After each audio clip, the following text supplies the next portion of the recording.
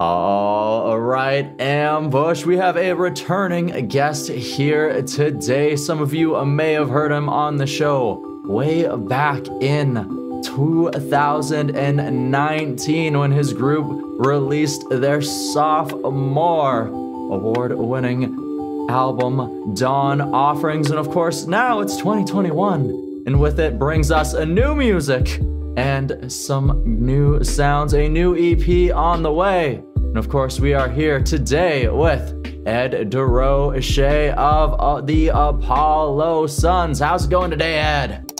Man, what an intro. It's going good. Yeah, it's kind of rainy in Winnipeg, but it's a great excuse to stay inside and just play guitar all day. And do this interview, of course. Well, I mean, that works out, but of course, any reason to play guitar makes it a good day, right? Absolutely. Of course. I love it. I love it. All right, my friend. So, of course, like I said, it's been a little while since the last time that we chatted. You guys were touring machines out there. You guys hit Western Canada twice since the last time we talked. Eastern Canada once, and then you had dipped into the United States. But, of course, we all got hit by the same thing that sort of stopped that run a little bit short. So rather than jump into exactly those details, I'd love to know, how exactly did the band go about bouncing back from having that extensive United States tour canceled to make sure that you continued to stay active and connected with your fans? Yeah, I guess it was, well, I mean, we didn't think it was going to last that long, or as long as it did. Okay, so we were in Omaha, Nebraska, like when our manager was like, you just need to get home. We were 3 dates in. And our mentality was like, yeah, we'll go home, we'll wait it out. And we had a May and June of 2020 run set up for Eastern US and Canada. So we're like, yeah, we'll go home, lick our wounds, whatever, and then we'll go and do that run. And then it became more apparent that we weren't going to be doing that run. But we had about 150 dates in 2020 that then are now being rescheduled. And now we're pretty much starting next April, we'll be in the US and Canada heavily. So our kind of thought was, once we had spent a good month like licking our wounds and just figuring out what the hell's going on, yeah, we just kind of set in motion just a lot of like online content and like just ways that we could not only connect with our fans and fan base, but like ourselves as well, and like the band. So we did some like play your part kind of videos and just like edit them out like pretty much like a talking head, like a talking heads, kind of like 9 people on a screen in different rooms. So we did a couple of videos like that. We did some making of videos. We did a couple board game nights where Aaron Bartel loves online games, like, but they're kind of just like, just like not like heavy, intense, like D&D games, but like, just online board games that we would live stream and have like, our fan base kind of like come in and like message and we would interact. So just everyone kind of had to pivot if we weren't going to be able to play live to connect with people. And I didn't want to be one of those bands that did nothing for 2 years, which, for better, for worse, or whatever the reason, some bands like just shut down shop and we're like, okay, we're not going to do anything until this is over. Or maybe they did and they're just not on my radar. But I saw a lot of bands just like, just go dark. And some bands had to do that. We were lucky enough that we had, just because of like the jam band and jazz and like kind of like that kind of mindset, we record everything. We record every live set. We record every recording. Well, obviously we record every recording session. That's that. But like we record everything we do and we document. So we had like a treasure chest of like a bunch of live sessions, live sets, and unreleased tracks that we could then stagger out. Every 6 weeks we released a single with some video content. We actually were lucky enough last summer to be able to record 4 or 5 online concerts and live streams that we staggered out. And then we just invested a bunch of money into online marketing, ad campaigns, and artist discovery campaigns. Because I'm just not the type of person, like, I just didn't want to waste the time in an existential crisis way of like, okay, if we're here, how can we build the band to be even better when we come out of the gate again?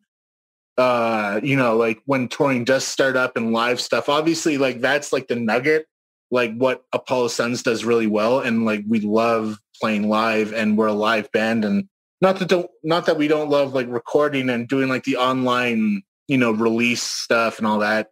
But like, I just want to, everything that we do is in service of filling up rooms, playing bigger and bigger rooms, because that energy is just so addicting, I guess. Like, I love, like a live show to me is like how we connect, like in the most honest and pure way, I guess, with our audience. So we kind of took the pandemic to just be like, okay, like let's take some money and start kind of putting our music out there. And what we found is a lot of support and new community from all over the US and in different parts of the world. We were just pushing our music videos out, our live music videos, to like, hey, if you like Lettuce and Snarky Puppy and Kamasi Washington or Fish or the Grateful Dead, you might like Apollo Suns. And what we found is we started finding a lot of people, especially in the US, who did like us and do, and are very supportive and share our stuff. So now, using this 18-month break and now going into the US, we're just positioned so much better now. Now people kind of know who we are in these places. So instead of playing to 10 people in 2020 going in cold, we've like warmed up, we've like warmed up and like have like shared a lot of stuff and given away a lot of free unreleased tracks and sold a lot of merch and have a lot of people on our email list. So now that when we go to Colorado and we go to the US, to California and the Pacific Northwest and all these spots, there are people there that already know who we are and will hopefully tell their friends. And so that's kind of what we did with the pandemic. And we rehearsed and wrote a lot. Actually, if you're interested, we're recording about 7 new demos for our new album that we're recording next year. But I can send them to you and see what you think with a private link. Of course. Yeah. So that's kind of what we did. We just wanted to stay busy while still getting some rest. Cause obviously it was a really hard 18 months. It was very emotional. And, I don't know about you, but I every week I thought about quitting, cause it's really hard, like, dismantling the band. Cause like how, like, the future looks so unclear. Mm-hmm. Yeah, but I don't know. Once we started playing again, it was immediately like, oh yeah, okay, this is it. Once you could finally get together as a group, because the band is so large that I can only imagine that it made things a little bit difficult too, trying to plan things around, like between safety circles, changing rules and everything else, where being able to tackle the online game was something that you could definitely do, like, apart from each other, delegate things, whereas like maybe getting together in a room was maybe a little more difficult as well.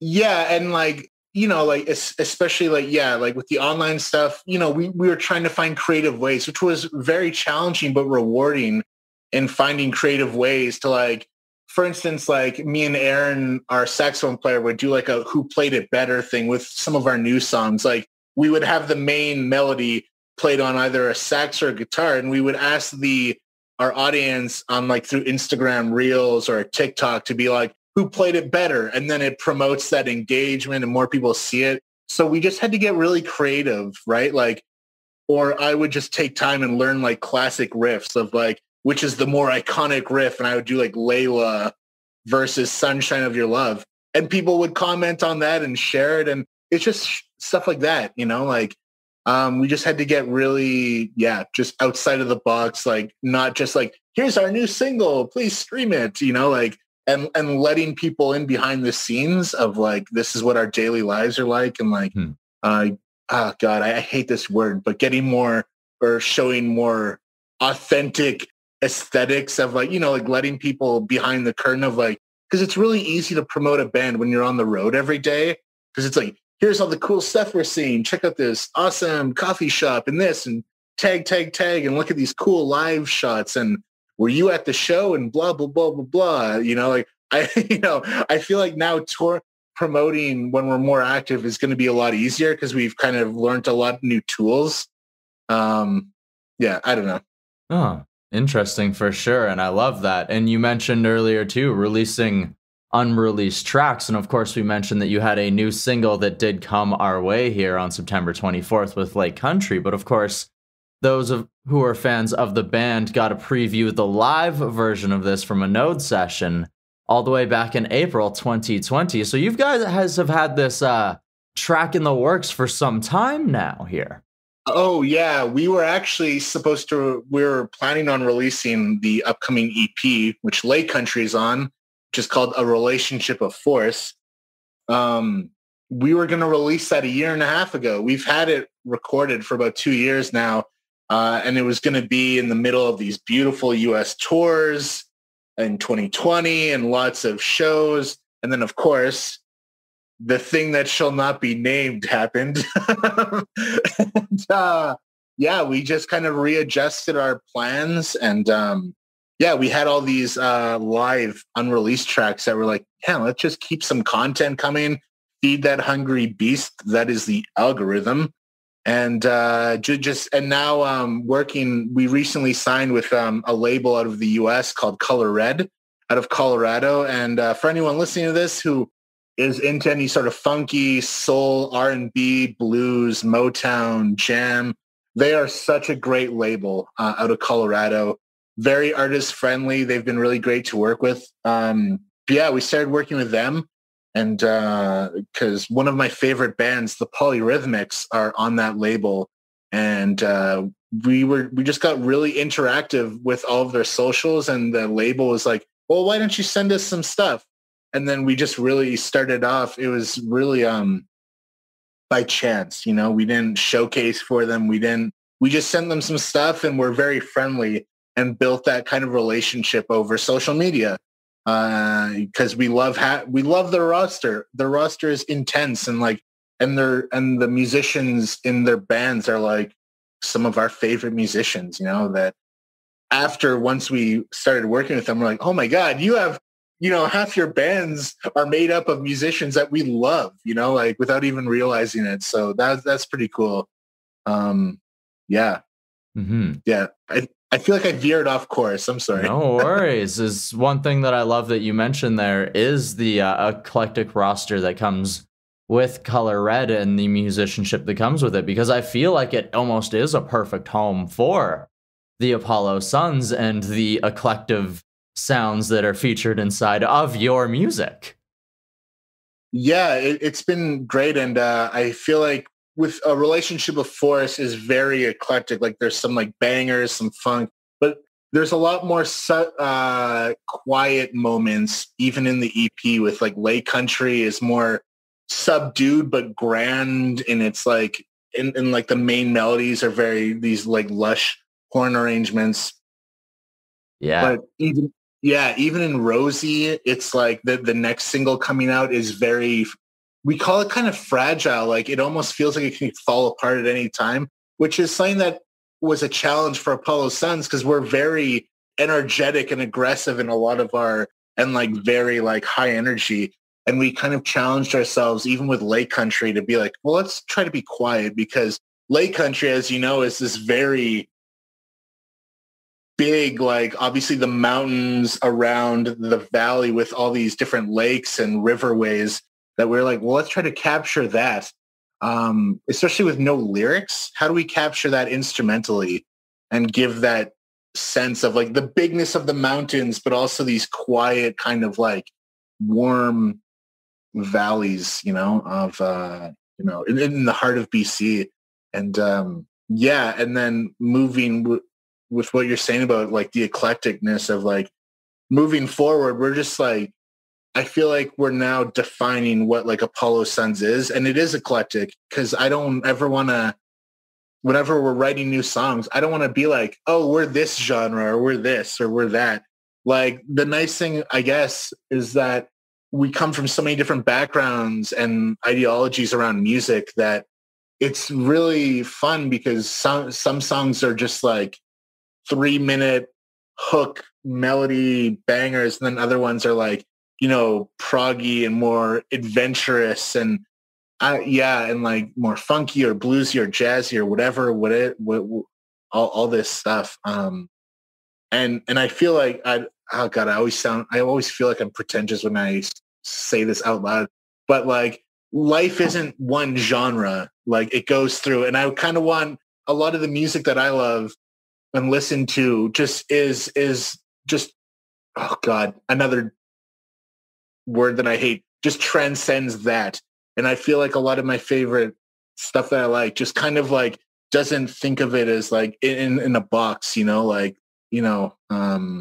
I want the music that we create not to be so like labeled, but as like, it can just be whatever we're feeling that day and whatever we resonate with, and whatever it is, like that's, and I feel like that's like the beauty of life. Like some songs are happy and some are sad and some are weird and some are like expansive and some are quiet and like you're reading a book. Some songs are great for reading books because, in life you have all those things, like you have some days you want to read a book and other days you want to jump off a cliff, and yeah. So, I don't know.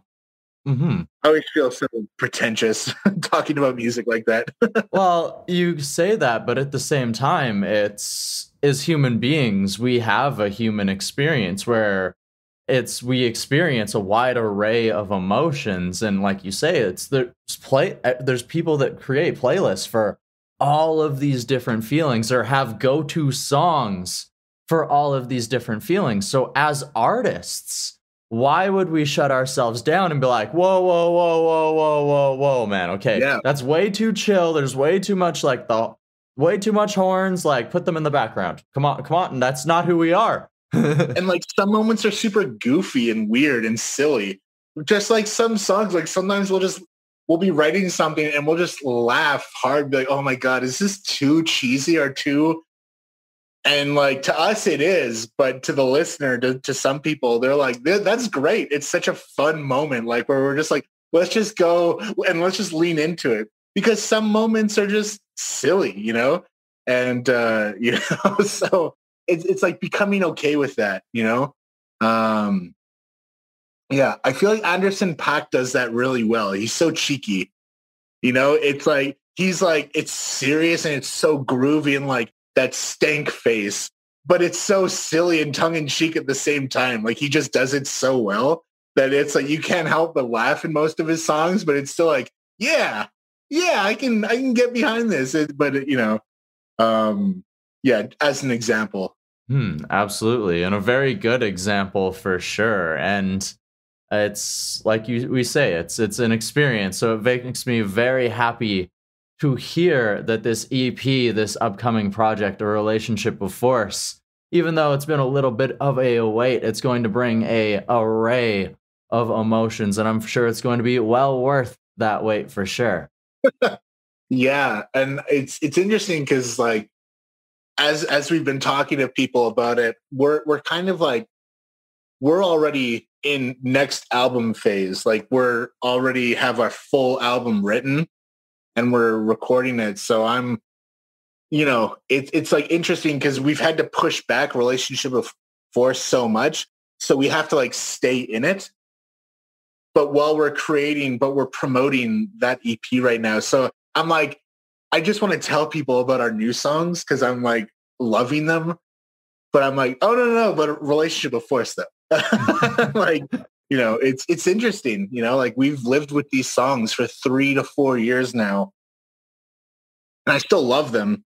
Like as I love songs from Dawn Offerings and Each Day Different Sun. But yeah, it's interesting. No, well, it's interesting because as we grow as human beings and everything else, and those songs, they capture a piece or a part of who we were or what our creative energy was then, but then we grow, we get new influences, and the industry itself evolves, adapts, and sound itself continues to progress. So it's with time, it only makes sense that like you should continue to like think that your new music is your favorite music, because that is a beautiful feeling. Because if you're constantly trying to chase, say, a high that something else in the past has achieved, maybe you're going about it the wrong way, because you're constantly trying to chase after this goal, whether it's, oh, we did this with this one song, we hit this part top on the charts, like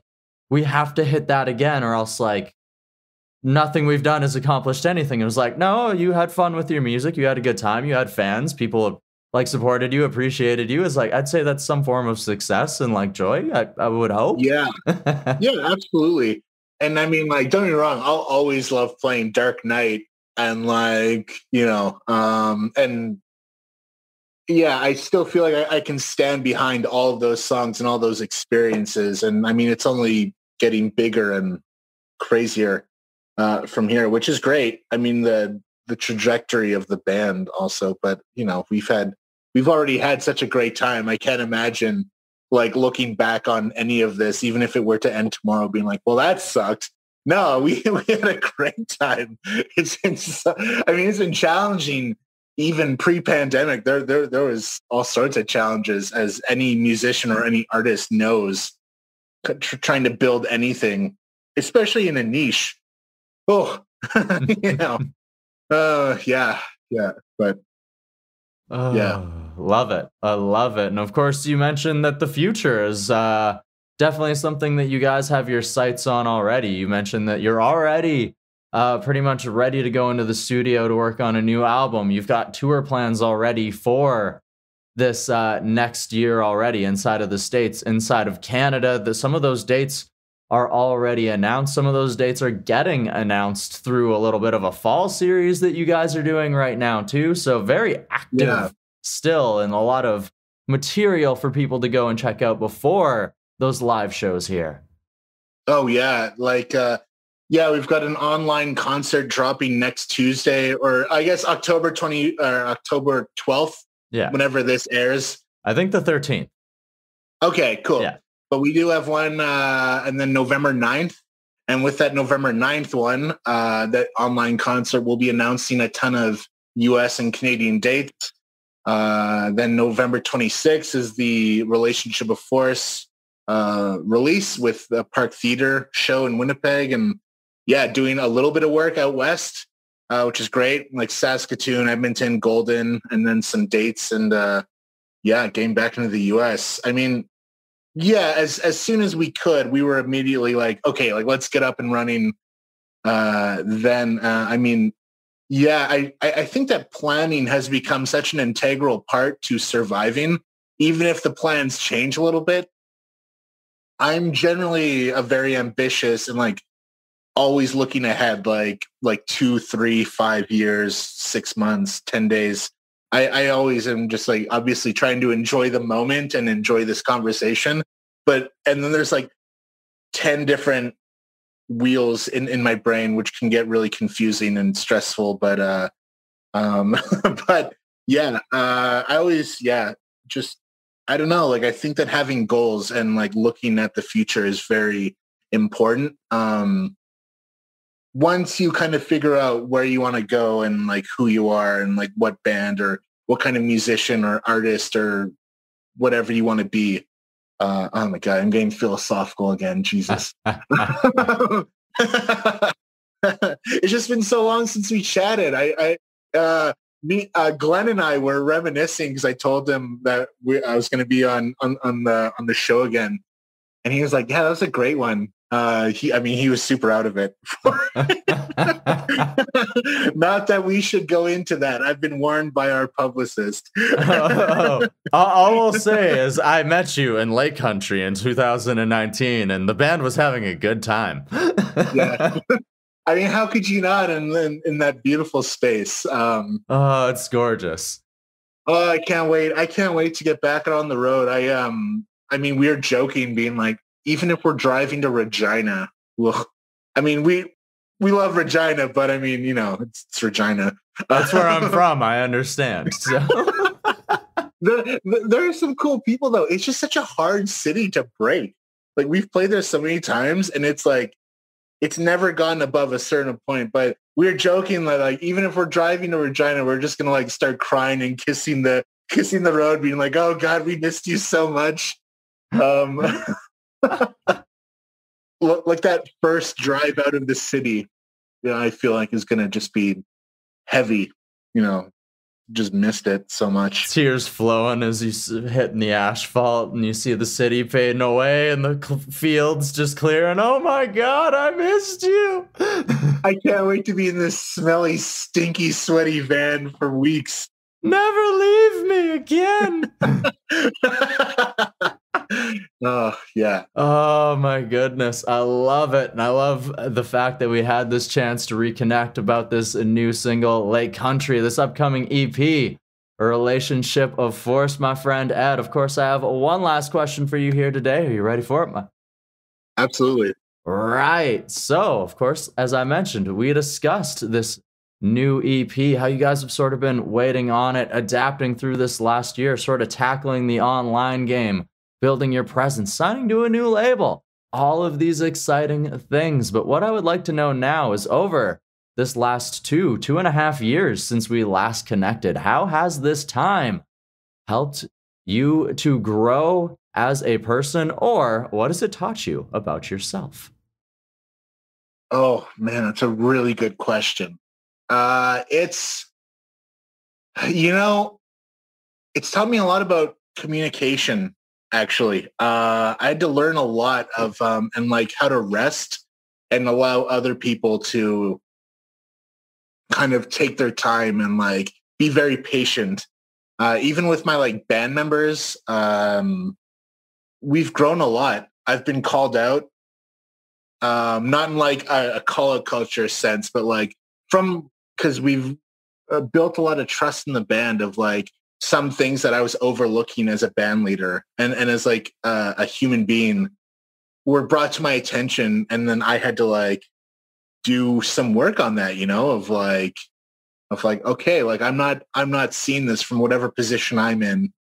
And that was really good. And we had some like lineup changes because people move on with their lives, and like having to navigate and like really learn how to just be like, I don't know, just a stronger, more confident band leader and individual, and get over my crap as a human being to therefore be a more supportive individual in and out of the band. Yeah, I think it taught me how to grieve a little bit, because we had to grieve the lost plans and the craziness of like that first step of the pandemic was a lot of grieving and being okay with that loss, but knowing that even with that loss, it would still be okay if we were like honest. And yeah, I mean, that's heavy. It's heavy, you know, like the first month of the pandemic, I cried every day, you know, because it was like, you know, you had to grieve that loss of that idea of what you were going to be and where you were going to be going. So yeah, that's what it taught me. I don't know. Wow. There's some very powerful lessons there for sure. And I think those are the first time I've heard both of those answers as well. So I thank you for sharing these lessons, being open and honest, not just about them, but also about this new single and this upcoming EP, here with us today on the DTP. Cheers.